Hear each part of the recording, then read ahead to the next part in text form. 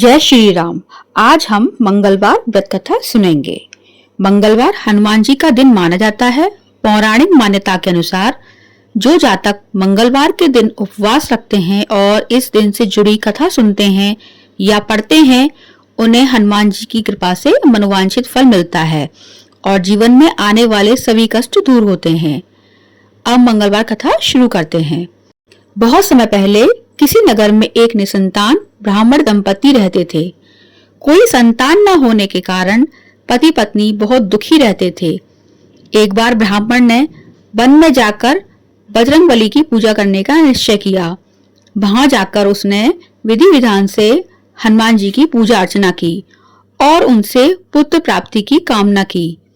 इधर घर में ब्राह्मण की पत्नी भी संतान पाने के लिए श्रद्धा पूर्वक मंगलवार का उपवास करती थी। वो मंगलवार पूरे दिन व्रत रखती थी और शाम को भोजन बनाकर पहले हनुमान जी को भोग लगाती थी, उसके बाद ही स्वयं भोजन करती थी। एक बार कुछ यूं हुआ कि किसी कारणवश ब्राह्मणी व्रत वाले दिन भोजन न बना पाई और ना ही बजरंगबली को भोग अर्पित कर सकी। उस दिन उसको बहुत दुख हुआ। उसने निश्चय किया कि अब वो अगले मंगलवार को हनुमान जी को भोग लगाने के पश्चात ही भोजन करेगी। ब्राह्मणी लगातार 6 दिन तक भूखी प्यासी पड़ी रही और जब मंगलवार आया तो उस दिन वो बेहोश हो गई। हनुमान जी उसकी आस्था व लगन देखकर बहुत प्रसन्न हुए।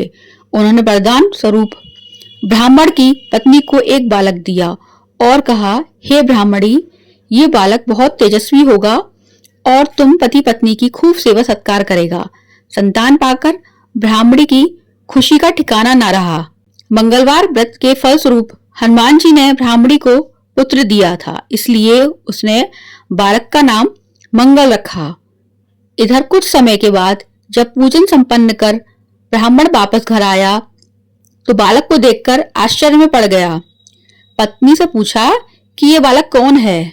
ब्राह्मणी ने कहा कि मंगलवार व्रत से प्रसन्न होकर बजरंगबली ने अपने आशीर्वाद स्वरूप उसे संतान का सुख दिया है।